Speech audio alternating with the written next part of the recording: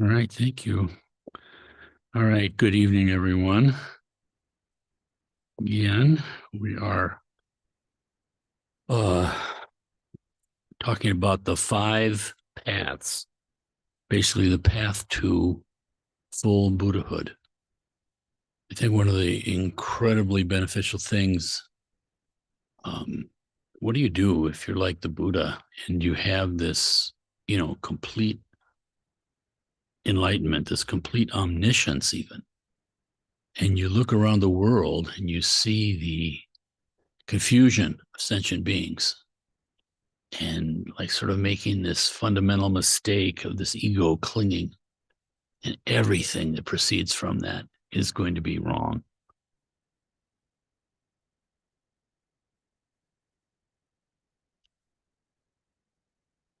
And yet, you have to try. And so he did. And I'm just amazed at the consistency of the teachings and the comprehensive nature of them and the interrelatedness. I mean, you would think after 2,600 years and all that's happened and all the different people that come up with their own ambitions and um, whatever, you think there would be all sorts of corruption. And yet it's just so remarkable. Even traditions separated by centuries teaching the same thing, the same kind of spirit. Um, you would think that if someone were proclaiming the end of suffering and how to get there, that there would just be a mad rush to the door. But of course, there isn't. There isn't. It shows you the undaunting nature, the daunting nature of samsara. And yet the wonder of it is that the teachings are there, the path has been revealed, and there are people who have realized the path and to different degrees. But the fact that you can practice yourself and test it yourself, this is the great salvation. I'm amazed, when I think on a Sunday or any time that we've had teachings here, Kempo teaching, how profound the Dharma is. I mean, people are talking about the nature of reality and these obviously transcendent spiritual truths, but they're right here, right now. So there's a tremendous psychology that comes with it. And the whole path is presented in this gradual way that anyone can plug in. And then you can test. If it's wrong, well, stop doing it. But it doesn't work that way. As one monk said, the Dharma will never let you down. And yet it's rare. So one of the great benefits to the comprehensive transmission of the Dharma are these kind of schema, these kinds of descriptions of the whole path. I mean, for instance, the classic one of self-liberation, renunciation, vast loving kindness and compassion, and then wisdom, the capital W, or that ancient triad that is common to all branches of Buddhism. Ethics, concentration, meditation, samadhi, and then wisdom. One leads to the other. So it's extremely helpful and accessible, and yet still rare. It is amazing to me when I look around the world and you see the tremendous suffering. And yet in each moment, it's like aware, blissful, wonderful. People smiling at each other, a way that you can interact with people that is, not problematic. And yet developing this kind of objectless compassion, compassion for the earthworm, not in a manufactured way, compassion for the murderer, compassion for the political opponent. This is extremely rare in the world. And people hear what you say through their own lens of, the various divisions that people have. Everything is colored through that limited view. And so for the Dharma, we develop this limitless view. And we work towards that and we practice that. And we even pretend to practice it when we don't have that actual view, but we have confidence in it. So it's entered our mind, this kind of faith, this confidence in something that indescribable and ultimate.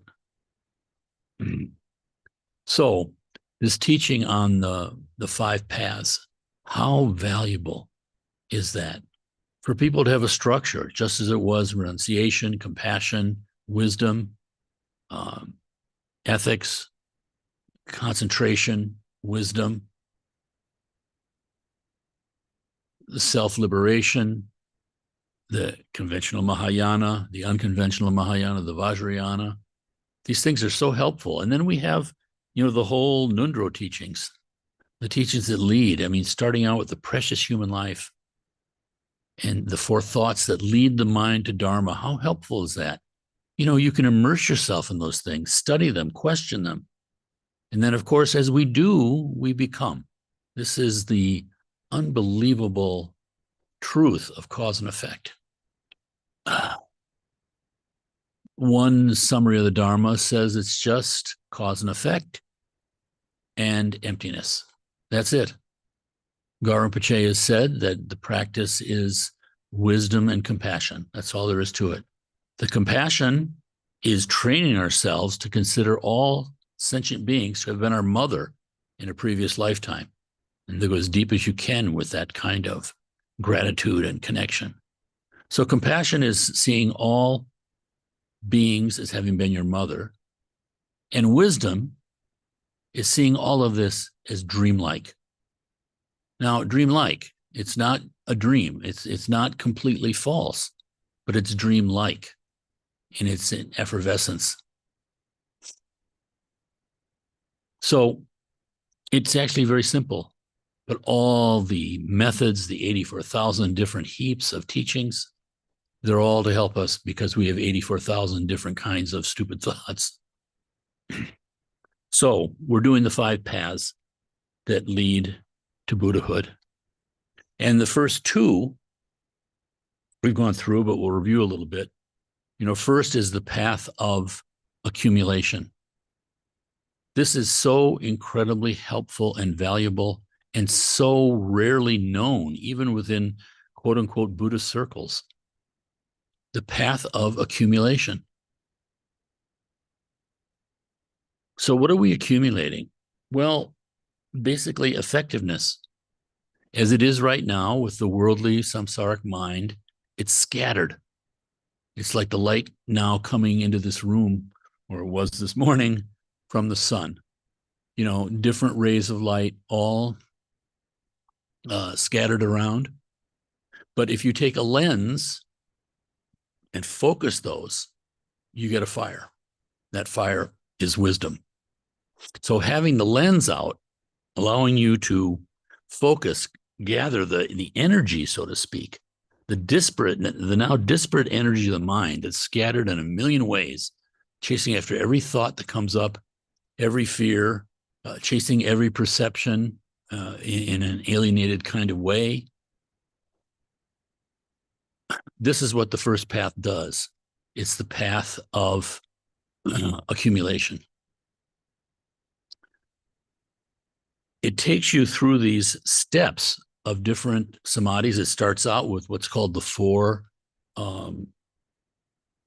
mindfulnesses, the practice of four mindfulnesses. Mindfulness of the body, mindfulness of the thoughts, mindfulness of the phenomenon, mindfulness of the mind. And this is starting to focus the mind instead of just all over the place. We're investigating we as we actually are. This is so remarkable. You see most religious teachings, for instance, that's why the Buddha's teachings are called the middle way. They're sort of, they're religious, yes, in the sense of having transcendent value, but they're not religious in the sense that it's not blind faith. You hear the talk going on in different churches and things like that, and it can all be wonderful and positive, but you don't find anyone analyzing the mind, looking deeply into the mind. How is it working? Is this valid? Is this not valid? What's the result of following this kind of thought, this kind of action, cause and effect? It's so completely practical and down to earth. But of course, that's not the whole story.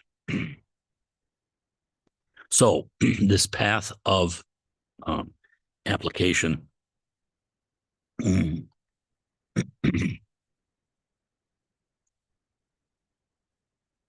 Or accumulation. This Geshe calls it the path of accumulation. Sok, sok lam. Lam is path. Sok is accumulation. So, like when we do a sok offering, we're accumulating merit and wisdom through these special methods. Eating the food is is the accumulation of this sanctified, blessed food. Eating that is like the accumulation of, it is the accumulation of method. And drinking typically wine, but in some traditions, non-alcoholic, is the accumulation of wisdom. How remarkable is that? Turning things upside down from a very monkish kind of view, right? So the path of accumulation. And it's divided into three levels, so to speak, again, on this path. The first one, the four objects of mindfulness, close contemplation, the body, feelings, mind, thinking mind, the stream of mind, and all phenomenon, dharmas. So we do that, and we start to get an understanding of how things really are, how we are actually functioning right now. You know, when we look, by meditating on the body, one gains a clear understanding of the first noble truth, the truth of suffering. It's all right there, right in the beginning. Most people are attached to their present bodies, wish for permanent life, but with this meditation, one develops a strong wish for liberation. This leads one to seek out the cause of suffering, and by meditating on our feelings, one sees that suffering is caused by desires that arise from the feelings. So we're going deeper. We're going into the cause. We're going inner. Instead of thrashing around in the waves of existence, we're looking at what's creating that wave. And of course, this is leading us towards the depths. The actual feeling itself is not the cause. Buddha too had feelings, but one needs to abandon any feeling of joy or sorrow which causes desire. So it's the attachment. Tilopa said to Naropa, Naropa is not the appearances, but it's the attachment to the appearances. And so too, it's not the feelings themselves, but rather the attachment to the feelings, acting out of those feelings instead of the pure experience of those feelings. So this is remarkable because already at this initial level of the path, the initial level of the Dharma, you're free to enjoy your own mind. It's immediately liberating. We're not talking about realization here. We're just talking about starting on the path. How wonderful. I mean, we live our lives basically in a reactive state. We're never really acting. We are always reacting. And so therefore, there's a level of falsity or artificiality or fabrication or manipulation. And then you get two people together, both practicing their minds in that way. And of course, it gets infinitely complicated, logarithmic. And then you put 7 billion people together. What's going on? So, and these are the first two noble truths, suffering and the cause of suffering. And after recognizing the second noble truth, that is the feelings, one meditates on the mind and thus gains insight into the third noble truth of the cessation of suffering. One comes to realize that there is no permanent, independent self to be grasped, but that there does exist a momentary relative self. So we're looking at our relative self. Again, this is not realization. It's on the path to realization, but is extremely liberating. And I think this is so important because when one steps onto the path and feels this kind of benefit, it obviously deepens one's faith and confidence in the Dharma, because you're getting benefits already, even though realization seems to be down the road. Buddhahood seems to be 1,000 lifetimes away. It's wrong to think that way, but nonetheless, that's how we are when we come to practice. But we're getting benefits already. And that's so invaluable. It's like you're starting to come in touch with the basic sanity of your mind. You can be in the most humble social circumstances. You can be excluded by your society from everything. And you've touched the sanctity of your own mind, the sanity of your own mind. And of course, that can't be argued with. It gives you a kind of rock solid kind of confidence. So it's like when you're talking to someone and they tell you, well, the sun comes up in the west. There's no fight over that because from your own experience it comes up in the east. And therefore you see that other person in a clearer way, a more beneficial way. They're deluded. And so maybe you don't engage with them because it just increases their agitation. But at the same time, you're able to more effectively deal with them because you're seeing things as they are. Then the fourth object of contemplation, again, this is the first level of the first path. The fourth object of contemplation includes all secondary consciousnesses except feelings. By meditating on the virtuous and non-virtuous states of secondary consciousness and weighing them in the mind, one sees the reasons for following virtue and thus arrives at an understanding of the truth of the path to the cessation of suffering. So, my point here is just to point out the profundity of the path. Buddha said, my path is beautiful in the beginning, beautiful in the middle, and beautiful in the end. It's just one thing, but we experience it in different levels of understanding. And the great thing is, I think something that is just extremely beneficial is that it's not throwing away your thinking mind. It's been said that the rational mind is a tremendous servant, and we have to use it. But it's a terrible master. If you throw away all the kind of teachings of what seem to be transcendental states even, like the Pure Lands, enlightenment itself, Buddhahood, all of these teachings, if you just throw those away and you're just trying to have the mind, and there's a vacuum, right? Instead of seeing all of reality, including what is unseen by us, perhaps, it creates a vacuum in the mind. And there's this natural process in nature that nature abhors a vacuum. And so it gets filled in with other stuff, maybe unconsciously.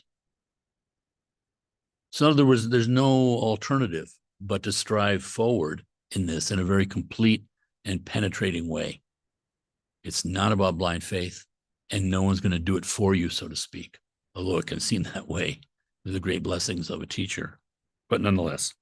So the first path of accumulation talks about this beginning, this investigation, this analysis of ourselves, and then it goes to different levels. And for instance, it talks about the intermediate stage of accumulation. This is more deeper contemplation. Then finally, the final four states of complete abandonment have been attained. We practice abandoning non-virtuous actions before they occur. So based on this understanding of the body and the thoughts and the feelings and phenomenon itself, we're lessening our attachment. And with complete understanding, of course, we've cut our attachment to phenomenon, to our thoughts, to our ego, to our feelings especially. And then what do we have? Still within the first path, abandoning non-virtuous actions before they occur, we can do. And we abandon non-virtuous actions which occur to the mind. So they come up, but we let them go. And then we're also developing virtuous actions, which has not yet occurred to the mind. So we're building this kind of potentiality just by this analysis and just by dropping all of our distraction and our, mindless obsessions. And finally, we're cultivating virtuous actions that have already been developed. So that's the intermediate level. But then finally, at the end of the first path, we developed the four samadhis, it said. Let me just read these briefly. First is the samadhi of intention. So you're training your mind. Again, this is in bodhicitta. Bodhicitta starts at the beginning of all this. We're training our mind, and we experience the samadhi of intention. It says, like the wood needed for building a fire, this is strong intention to attain samadhi. Again, this word samadhi, Sanskrit word, sama means even, and D is the seed syllable of Manjushri, the Buddha of wisdom. So it's a completely stable, undistracted state of wisdom, of non-distraction.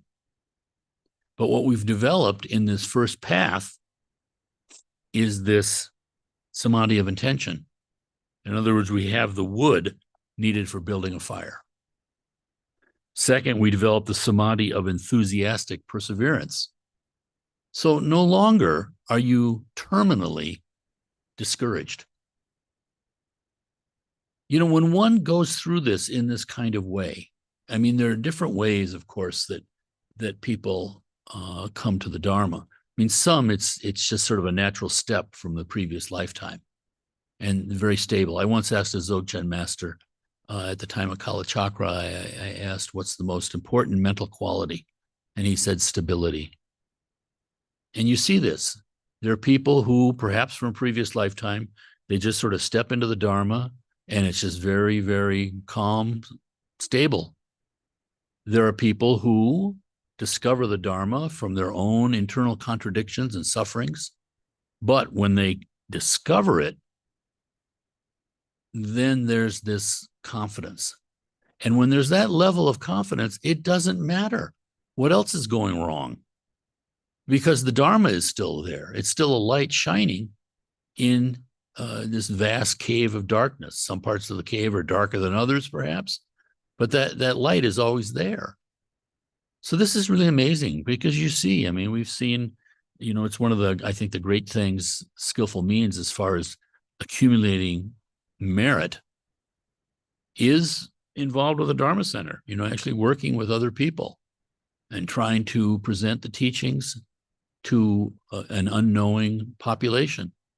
And you see all sorts of stuff. It's like such a great chance to practice patience and all sorts of other things. I mean, people get completely, you know, over 30 years of doing this, whatever it's been, you know, people get totally thrown off by whether it's COVID, whether it's bed bugs, whatever it is. The crises come up, and some people, they run out the door. And, you know, it's kind of sad. At least they've had exposure, but, you know, to the Dharma itself. But it's just amazing to me. You know, it's like the contrast. They don't understand the extreme preciousness of what's going on. So we have the samadhi of intention, the samadhi of enthusiastic perseverance, the samadhi of the mind. This is the realization of the inherent potential of the mind.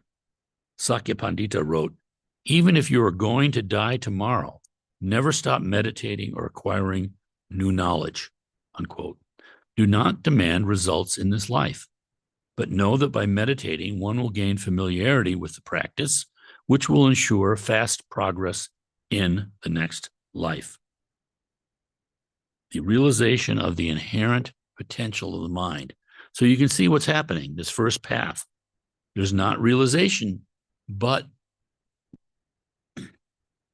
there's been enough analysis, enough searching, enough contemplating, enough digging into it in a questioning way that you see the inherent potential of the mind. So it's like, you know, where it's at. And again, this is tremendous, because so much of life is people thrashing around, you know, trying something over here, then trying something over there. And finally, the fourth samadhi is the samadhi of examination. With this ability, one examines and tests the teachings on samadhi given by the guru. One also tests one's own level of attainment of samadhi, watching for interferences and applying skillful antidotes to aid progress. All right. The reason for learning of these stages on the path of accumulation is to become acquainted with the progress of one's future development. During the initial stage, one has the seeds for the attainment of all three stages, but lacks the power needed to realize them. By developing close contemplation on the four objects, again, the four objects of mindfulness, one gains understanding of the Four Noble Truths. And this leads to the attainment of the power of abandonment. The first two noble truths are to be abandoned, and the latter two adopted. Purpose of the four states of samadhi is to attain the power to abandon the gross kleshas, the gross afflictive emotions, and all attachment to samsaric pleasures. So we haven't done it yet, but we've gained the power that will allow us to do that. Signs of the various stages are experienced as progress as made through them, as progress is made through them. So signs of the various stages are experienced as progress is made through them. With the attainment of the initial stage, one has complete, almost instinctive understanding of which acts are skillful, and one firmly establishes oneself in those that are skillful. During the intermediate stage, well, let's say that first. One firmly establishes oneself in actions that are skillful. Again, you start to see the great value of a Dharma center, because you can just be doing your ordinary routine and show up like on a Sunday morning. And yet, what do? You're sitting in here, you're immediately showing some sort of ethics. You're not just, I don't know, dancing or running around or creating trouble. You're having to restrain your senses just to be with other people. I mean, you do that in a movie theater too, but it's very natural and easy. But you're doing it, the natural restraints there, with this overstated object of either liberating yourself or others. All those are fundamentally positive things. And when you plug in with a bunch of people, the effect is greater. You can sort of get an idea of that too. Every time I watch these football games, there's some football game last weekend, 107,000 people in this stadium, yelling and screaming, tremendous devotion, tremendous unity, all of that. Now, you could watch the game at home by yourself, I guess, but it's not the same as being there. It's stronger in the mind. I mean, it's so amazing. I remember, University of Minnesota Big Ten football games that my father took me to as a boy. And being in that stadium, I remember those things. How many football games have I seen in a lifetime on TV? I don't think I remember any of them. So this is skillful. All right. So with the attainment of the initial stage, one has complete, almost instinctive understanding of which acts are unskillful, and one firmly establishes oneself in those that are skillful.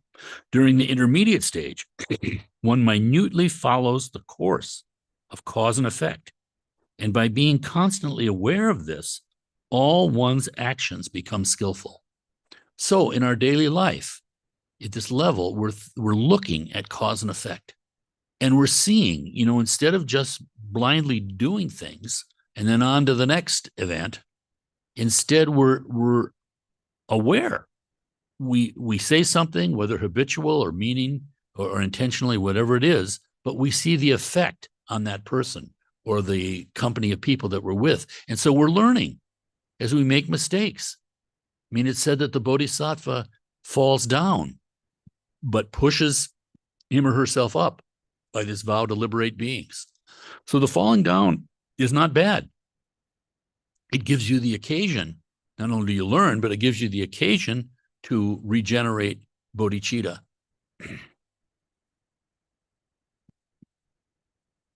In the final stage, one attains the ability for samadhis to remain in samadhi at all times.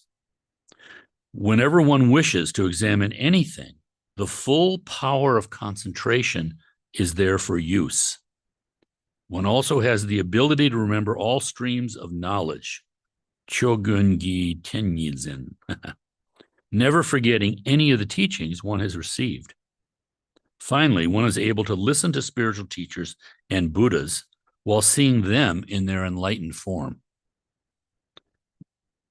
Two people who have attained the path of accumulation can feel each other's physical vibrations and instinctively recognize each other's attainment, whereas one at a lower spiritual level cannot. Now, importantly, when this path has been fully attained, one should break meditation and acquire much merit by doing preliminary practices such as prostrations, offering the mandala, taking refuge. After this, one should begin meditating on emptiness and thus enter the next path. So you see the gradual nature of this and the sanity of this through centuries of experience, because we're doing this analysis of things as they are, as we are, and then we're practicing these methods and gaining this power. But then we break meditation and acquire merit by doing preliminary practices. This is before we begin the meditation on emptiness.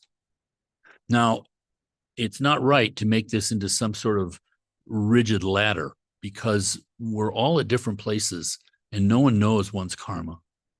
And it's not like you don't meditate on emptiness until you can practice these four samadhis, remaining in the four samadhis all the time, but it's showing you the path. So we're actually practicing all sorts of things at once, and that's okay. That is definitely okay. But still, to understand, it helps one have confidence in one's future development and also seeing what you need to work on still. And there's this constant effect of humility and renunciation. And this is a great thing, because it is that humble mind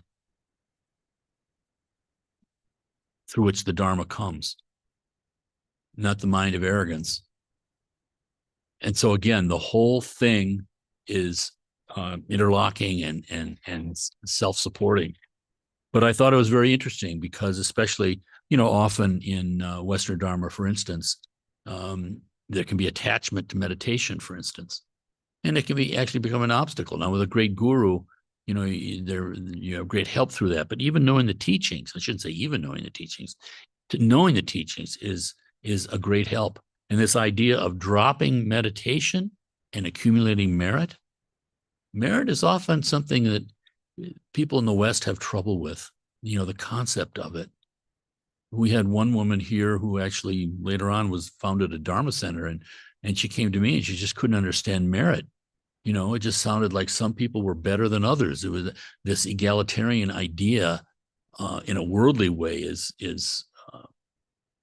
it can be an obstacle. But merit, like you're describing here, is the power that comes from this analysis, this power that comes from the mind being liberated from its gross shackles of self-grasping. You've heard me say, merit is like when you come into the room and you flip the light switch, the light goes on. It's the potentiality that can be activated, but there has to be that potentiality. If there's no energy, if there's no juice, flipping the switch doesn't do anything. So we have to develop this power. This power is within us right now. But again, it's scattered. All right, so that's the first path, the path of accumulation. And then last week, we did the path of preparation. I think it's Jorlam in Tibetan, but my Tibetan, I can't read all these silent consonants they have and things, so never trust my Tibetan pronunciation. That's why I have daughters. The path of preparation. All right, so we've done the path of accumulation. We've developed this power, and then we've practiced all this merit to gain even more and more and more. And then we begin the meditations of emptiness. And that's the second path. So the path of preparation. First two of the five paths are called the paths of ordinary individuals. This is all pre-realization. Now, that doesn't mean that someone cannot have some sort of a realization while they're practicing on the first path or the second path, or it doesn't mean that. When we get to the third path and in the paths of realization, we're talking about profound realization. So the first, the bhumis, the 10 bodhisattva bhumis, are in the last three paths of these five, right?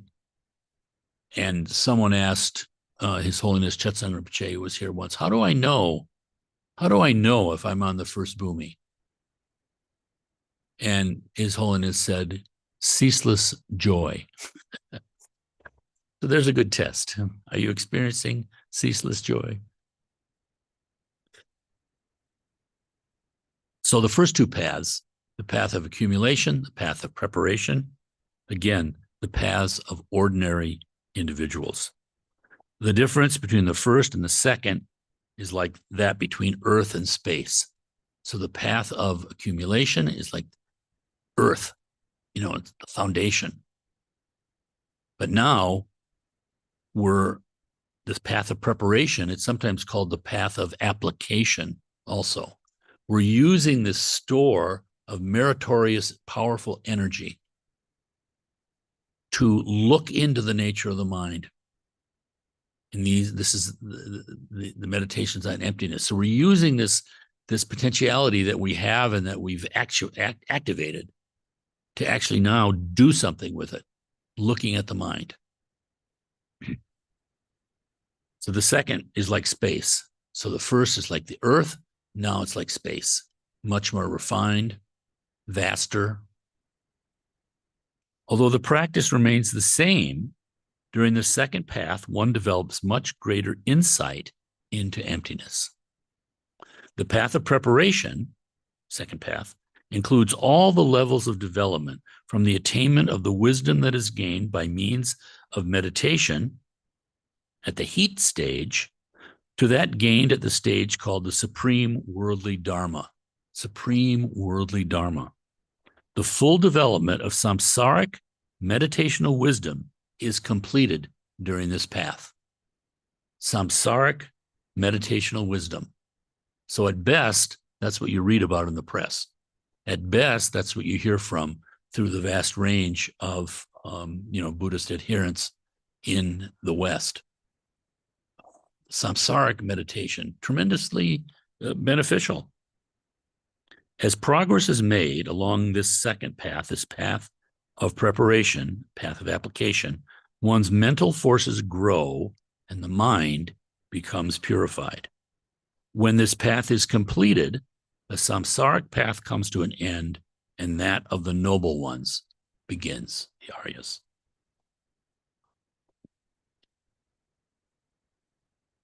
All right, the path of preparation is made up of 4 stages, graded according to one's degree of insight into emptiness.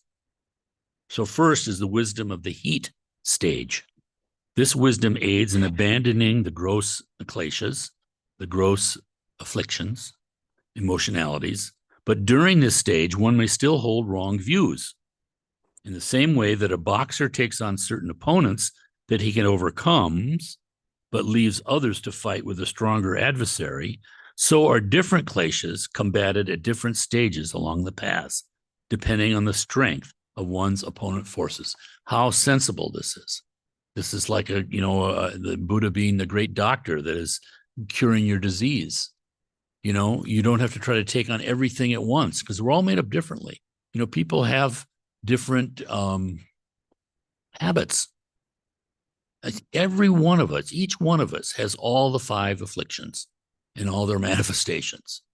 But in each one of us, it can be some are more pronounced, you might say.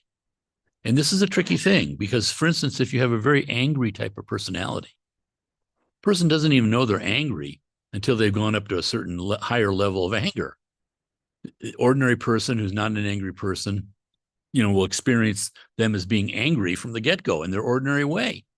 And I've heard people say this, no, I wasn't angry, but you were. It's just this lack of awareness. But nonetheless, the sensibility of this. Don't try to conquer everything at once. Instead, like the boxer, you can handle this one, go for it. But the other guy that's going to beat you up right now, just stay away. The skillfulness. So that's the wisdom of the heat stage. The second, then, is the wisdom of the peak. Having attained single-pointed wisdom, one totally abandons the extremes of nihilism and positive and eternalism, and thus discards the seeds of wrong view. So at this point, we've given up wrong view. Now, understand through here, what we're meditating on, this colors all meditation. So no matter what you're doing, this is the process that's going on. So when it says, for instance, having attained single-pointed wisdom, that might be having to have, very strong, natural, effortless concentration on your breath, or on another object of meditation, or on a visualized seed syllable, or on an entire mandala, or whatever. So it's not talking here about what kind of meditation you're supposed to be doing, but this is the internal process that's happening no matter what you're doing. So the wisdom of the heat, then the wisdom of the peak, having attained single-pointed wisdom, one totally abandons the extremes of nihilism and eternalism, and thus discards the seeds of wrong view. And every step of the way, the mind is further liberated, allowing it to further develop. The third is the stage of patience. At this stage, one is assured of never again taking rebirth in any of the three lower states. All fears of losing one's self-identity are abandoned, and one has a great capacity to take on suffering. And then the fourth. So again, this is the second path. This is the path of preparation or application. Fourth now is the wisdom of the supreme worldly dharma. The great value of having a human body is illustrated by the fact that this wisdom is attained solely by humans in the realm of desire. Other beings, such as devas and those in the formless realms, cannot attain this fourth stage because they have little knowledge of suffering and thus a low potential for renunciation. Beings in the form and formless realms experience no suffering, but when their lives come to an end, they may take rebirth in any realm. The human form is the best for attaining liberation. And when you have this conviction, this kind of, then, you might say realization, it's not realization of the nature of the mind, but confidence in the teachings to this level, you value human beings. So again, no matter how horrible the human being is,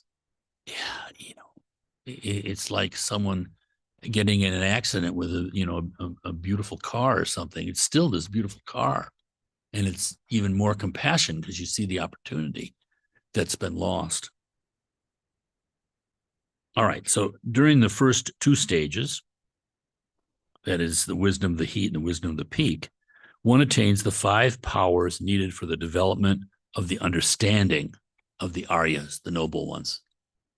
All people have these powers now, but their full potential does not become manifest until the attainment of this path. And so they include, what are these 5 powers? Faith, strong conviction in the truth of the law of cause and effect, and the truth of the 4 noble truths. So faith is one of these powers. Second is armor-like perseverance.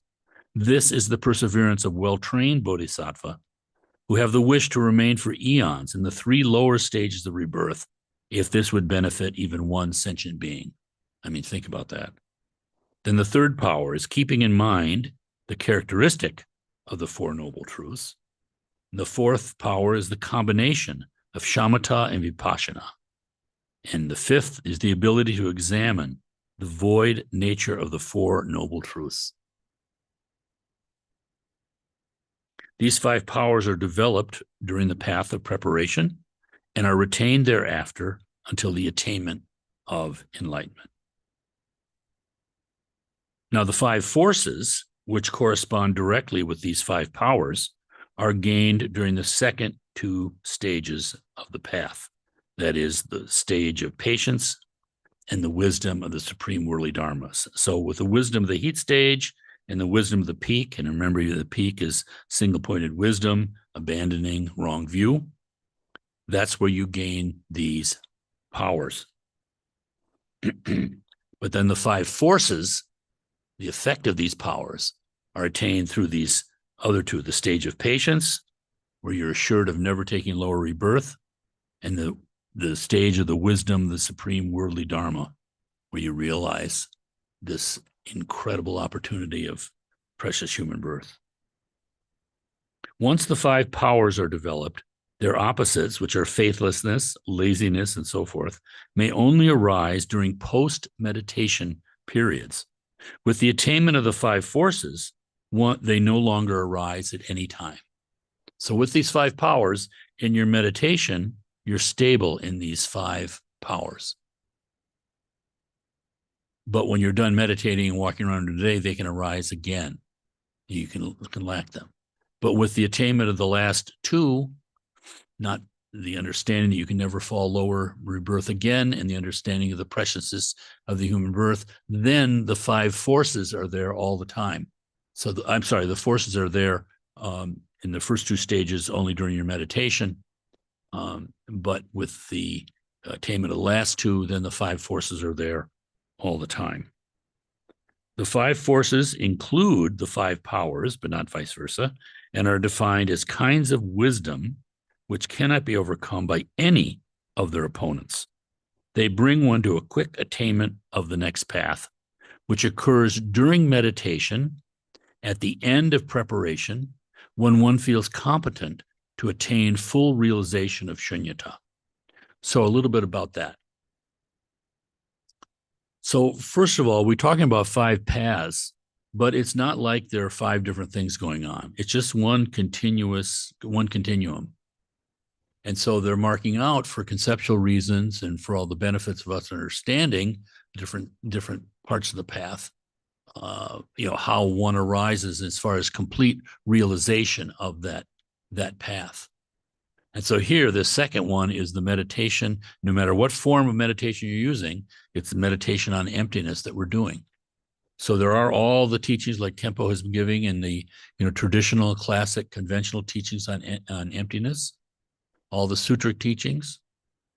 But then if you're practicing the Tantra, that's the practice of emptiness too. But through the visualization of the deities, the creation stage, the completion stage, all of that. So, but at any rate, when the final realization, and you're at the point, what does it say? I love the way it said it. When you're at the point when one feels competent to attain full realization of shunyata. So this is the end of the worldly path. You get to a point where you feel confident. And no longer are these teachings something that are just like, from a different realm or something. Instead, you have this solid understanding that you've done and the various attainments that go through this. Now, again, it doesn't necessarily happen like this in this kind of textbook kind of way. People can have, spotty things. We all have such a different cause and effect in our existence. We don't know our karma. But yet seeing this helps you to put things in perspective and also keeps one humble. Because when you see, the description of the next higher path, that's a good thing. It's a natural kind of conceptual corrective to arrogance. Way back when in 1964, Professor Kanze, wrote about the Bhumis. He did not have, I think, tantric teachings at this point, and his knowledge and understanding, I think, was from his own experience in previous lifetimes greatly, but certainly the incredible, intense study that he did of the perfection of wisdom teachings. And so he says a little bit in his book, Buddhist Thought in India, on the Bhumis. And I thought I'd read just a little bit of that too, just to tie off what we were talking about last week. And so that will bring us to next week. We'll start on the third, third path, which is the path of insight. All right, so Professor Kanzi.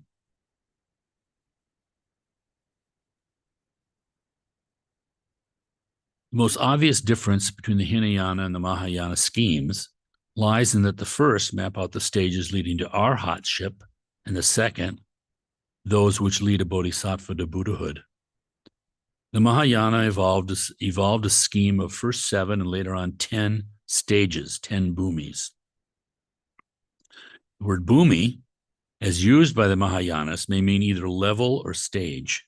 In the first sense of level, we have 3 levels of the Shravakas, the disciples, the Pratyeka Buddhas, the solitary Buddhas, and the Buddhas themselves. These levels are parallel, and each leads to its own form of enlightenment. In the sense of bhumis meaning a stage, it denotes either the 7 successive stages of the Hinayana, which end in arhatship, or the 10 successive stages of the Mahayana, which ends in Buddhahood, which is what we're talking about. Or C, some particularly important phase of a bodhisattva's career, like the irreversible stage, the stage of a beginner, the stage of a crowned prince, that is the last birth of a bodhisattva, the stage where meditational quietude and wise insight are in perfect equilibrium, and so on. The literature on the subject of the bhumis is fairly rich. The 2 most authoritative sources are the Dasha Bhumika Sutra, Dasha is 10 in Sanskrit, so the 10 Bhumi Sutra, and Chandrakirti's Madhyama Kavatara, so entering into the middle way. Kempo quotes this all the time. It's one of the main texts that he studied. Chandrakirti's Madhyama Kavatara. There is agreement on all essentials, and given 10 bhumis, their actual distribution was almost inevitable. The Mahavastu states expressly that it is by taking the perfect Buddha Shakyamuni as a type that the 10 bhumis are explained. From the Jatakas and other biographical documents about the lives of the bodhisattva who later on became Buddha Shakyamuni, 4 fixed points stood out in his career. First, the prediction of Dipankara, prediction of his future Buddhahood. The stage 2, the stage in which he became irreversible. 3, his sojourn in the Tushita heavens. And of course, 4, the attainment of Buddhahood. The 10th stage would be that of a fully developed Tathagata, that is, of the Buddha after his enlightenment under the Bodhi tree. The 9th would be his last life of the Bodhisattva before his enlightenment, corresponding to the time between his descent from Tushita heaven to his defeat of Mara and the insights he thereafter gained under the Bodhi tree. The first would mark the beginning of his career as a Bodhisattva at the time of Dipankara, when he resolved to win enlightenment for himself and for all beings. In other words, when he had his first thought of enlightenment. The first 6 bhumis could well be coordinated with the 6 perfections, which they are in fact, in the sense that the practice of one of them dominates each stage. This leaves one further item to be fitted in, and that is, the moment had to be determined when a bodhisattva would be irreversible. This topic of irreversibility aroused a quite extraordinary interest around the beginning of our era. Like other Buddhist key terms, the word irreversible is not without its ambiguity. It means 1, a condition in which a person can no more be reborn in the states of woe, that is the hells or among animals or hungry ghost, for he's become so pure that he has no affinity with these forms of life, is no longer drawn to them, does no more fall into them. And 2, it means that one cannot lapse from any of the bhumis one has attained, does not ever again lose a given spiritual achievement or aptitude. Like everyone else, the Buddhists seem to have longed for a definite achievement, which cannot again be lost. And they attempted to define the practices which would ensure the yogi against the future loss of what had been attained. And then 3, irreversibility, means a condition in which a bodhisattva is inevitably bound to become a Buddha, either because he's been predicted by a Buddha who preceded him, or B, because he's incapable of switching over to the methods of salvation practiced by the Arhats and the Pratyeka Buddhas, and for that reason is unable to give up the quest for perfect enlightenment. In the huge literature on the attributes of an irreversible bodhisattva, these 4 meanings are not always very clearly distinguished. The Bhumi scheme is concerned with the meaning of incapable of switching over, and locates this event normally in the 7th or 8th stage. So we'll get into this when we talk about the Bhumis in the 3 later ones. Said there are 7 Bhumi levels, and the insight of the Arhat is like equivalent to the 7th level. These are where all the worldly, gross worldly have been completely eliminated, and what's left are the subtle remaining kind of influences on the mind of the kleshas. These are the jnana avatars, which are, again, the wisdom, the way that we see things just a little bit off. Once the bodhisattva has come irreversible from full enlightenment, he is in virtual possession of the qualities of a Buddha. His acquisition of Buddhahood is now quite definite, and the bodhisattva is no longer free to deviate from his goal, nor have outward circumstances the power to prevent him from reaching it. On the 6th stage, 6th Bhumi, the bodhisattva has fully comprehended the wisdom teachings, which reveal everywhere one emptiness. At this point, his position is equivalent to that of the Arhat, in that no more need to be done, and in that he could withdraw from the scene and enter nirvana. His compassion, co-equal with his wisdom, prevents him, however, from immediately taking this step and induces him to postpone entry into nirvana. He spends the remaining bhumis on the practice of skill and means, entirely devoted to the welfare of others. On the 8th and 9th stages in particular, he becomes one of the celestial bodhisattvas who played such a big role in the popular piety of the Mahayana. These saviors were an innovation of the 1st century of our era. That's the 1st and 2nd centuries. The addition of 3 extra bhumis to the original 7 served the purpose of finding a place for them in the scheme of the path, and the meticulous description of the mentality of the celestial bodhisattvas provided a philosophical foundation for the popular cult. So you had the cult of Kanon, the cult of Vajrapani, cult of Manjushri. While halting for a while at the threshold of nirvana, the bodhisattva abides, as it were, within the doors to deliverance, and his outlook, his or her outlook, is entirely governed by the old triad of emptiness, the signless, and the wishless. These are ancient Buddhist teachings. With the 7th Bhumi, he ended his active life, which had up to then been marked by effort and the intellectual activity. But from now on, he takes no longer the slightest interest in any particular event and dwells permanently in the trance of cessation, nirodha. He sees no more any being or dharma and is irrevocably convinced that nothing whatsoever has ever been produced. Both his wisdom and his compassion have become infinite. The wisdom because content with emptiness, the compassion, the wisdom because content with emptiness, the compassion because it is exercised without object or effort, without any notions of I or mine, etc. It may be objected that a person who pays no attention to sense objects will be unable to live for long. But this is no problem, however, for the celestial bodhisattva who has no solid, putrid, and perishable body, but a dharmic body, which is issued from the Dharmadhatu, and which has the ability to conjure up fictitious physical bodies, which go to all parts of the world. So this is interesting too. This dharmic body in the 7 yogas of Naropa. So again, in Mahamudra, There's formless Mahamudra, which is so well described in that book, The Moonbeams of Mahamudra. And then there's form Mahamudra. Form Mahamudra is the 6 yogas of Naropa. And in one of them, like practicing dream yoga or practicing illusory body, we conjure up, you might say, this pure body of mind. So that's what they're talking about here.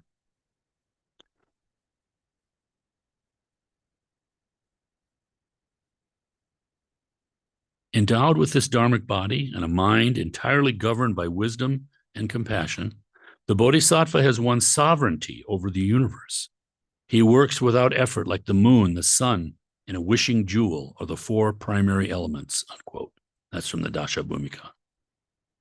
And the Dashabhumika also illustrates this effortlessness by comparing it to, quote, a great seafaring boat.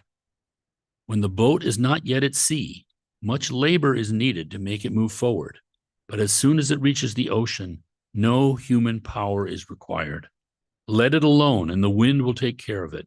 One day's navigation, thus left to itself in the high seas, will surely be more than equal to 100 years of human laboring while still in the shallows.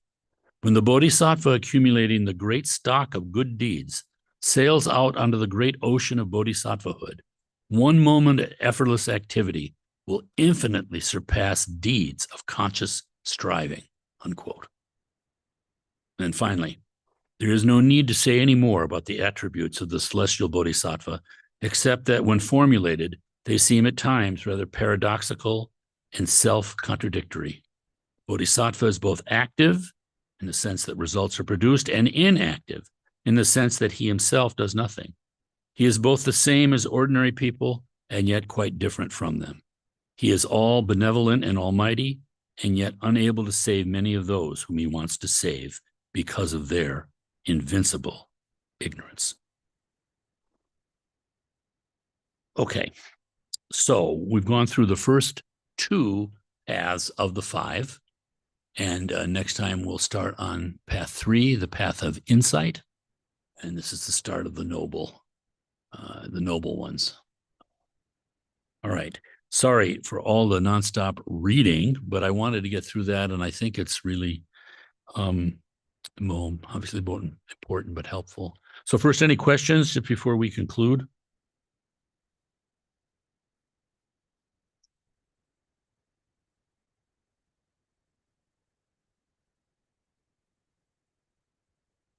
Oh.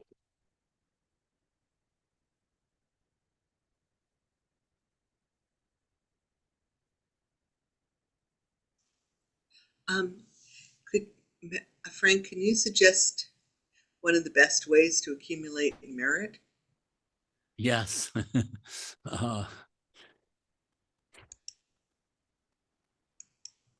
The classic best way is the mandala offering. So in the Nundro practices, and we do the mandala offering, in our morning prayers too, in the Sunday prayers. And what it is great giving. One person said, for instance, that you visualize, you take the universe or take the earth and smash it into dust. You think of all the dust particles, and then you think of each one of those dust particles as being a constellation, and then you think of all the beings there, and then you turn all of that into gold, and so you're making this incredible offering of wealth to all the Buddhas for the benefit of all sentient beings. And so we're just greatly, greatly exaggerating our power of giving. Of course, it's meritorious to make donations, to help a poor person, whatever. All of that is good, but we can go farther with our mind and make these incredible offerings. So in the mandala offering, we're doing, that kind. We're imagining the world and all the wealth, and we're offering it again and again and again. And then we're offering our body. So the inner part of it is we're actually offering our very body. This is like the chud practice for the benefit of all. And so that has outer and inner meanings. But then finally, there's the secret meaning which is understanding the realization that there is no offeror giving to an offeree, an offering to an offeree. There's not that threefold process going there, three objects, but just the realization of one's nature.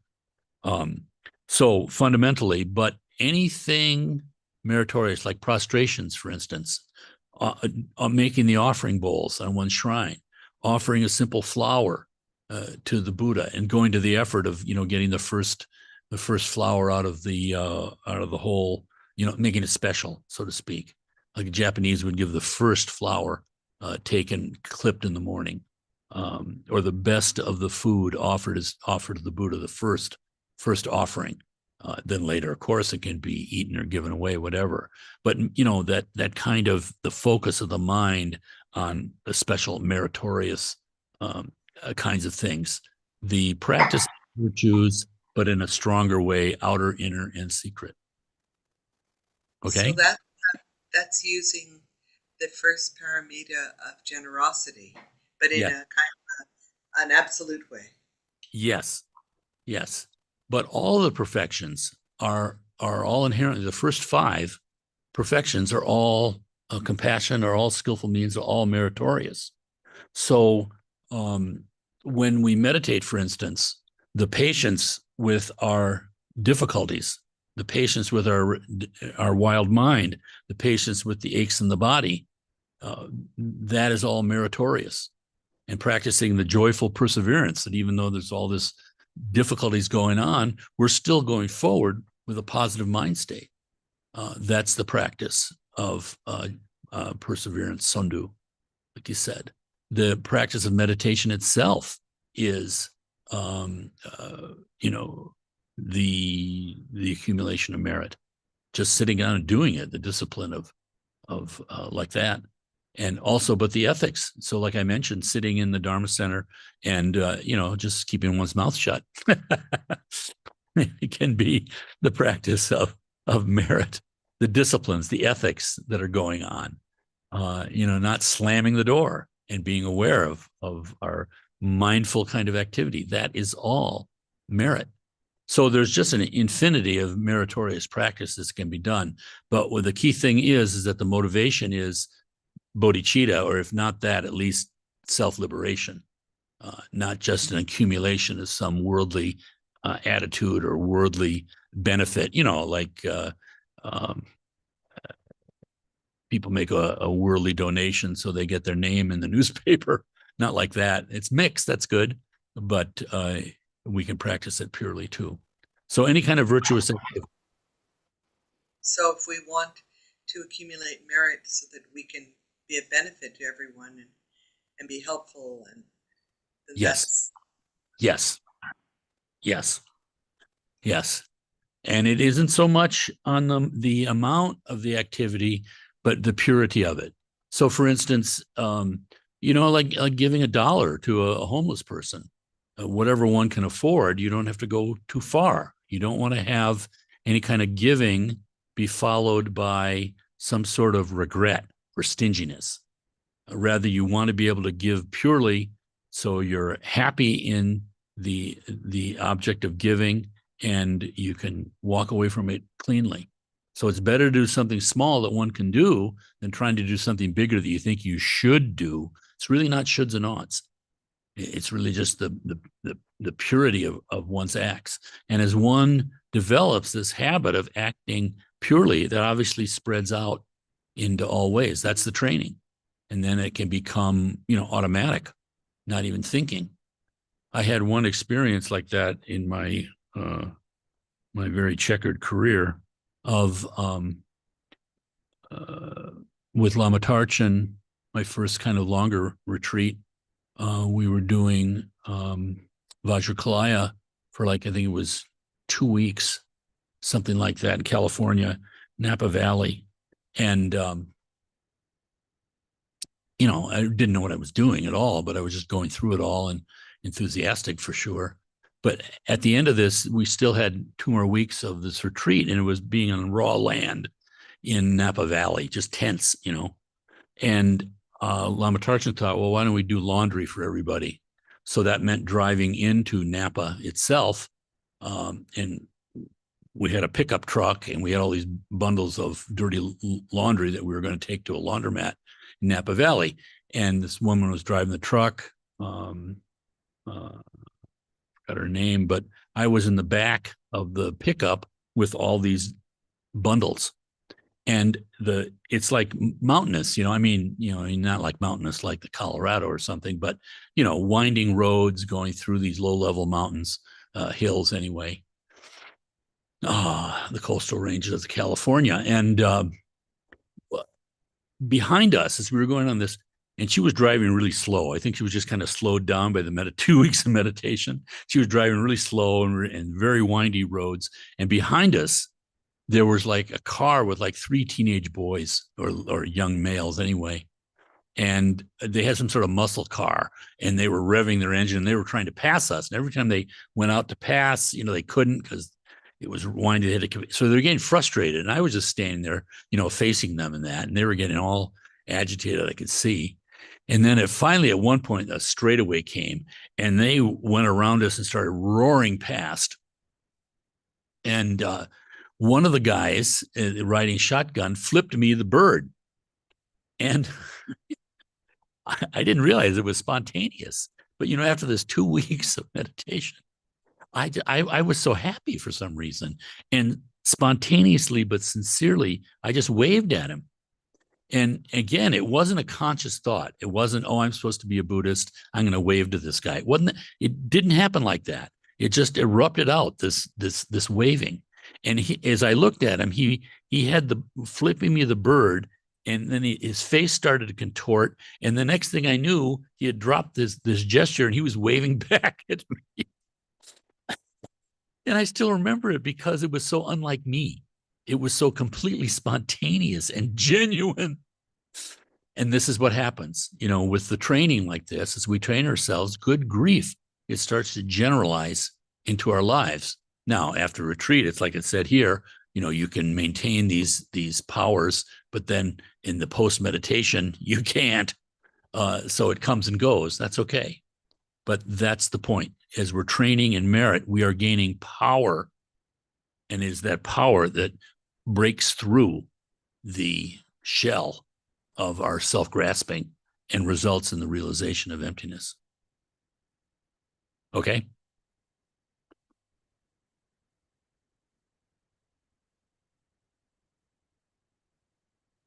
Okay.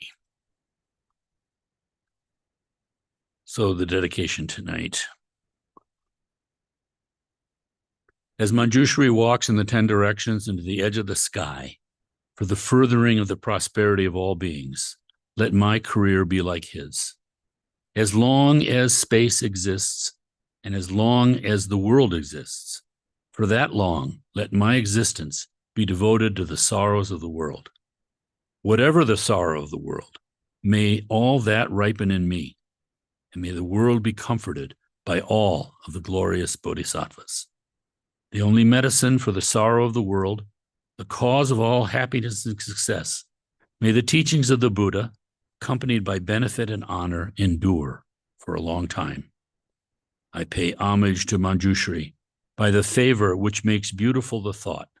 I honor the good friend by the favor which he has thus increased. May every last one be free. Svaha. Okay, thanks everyone. See you next week.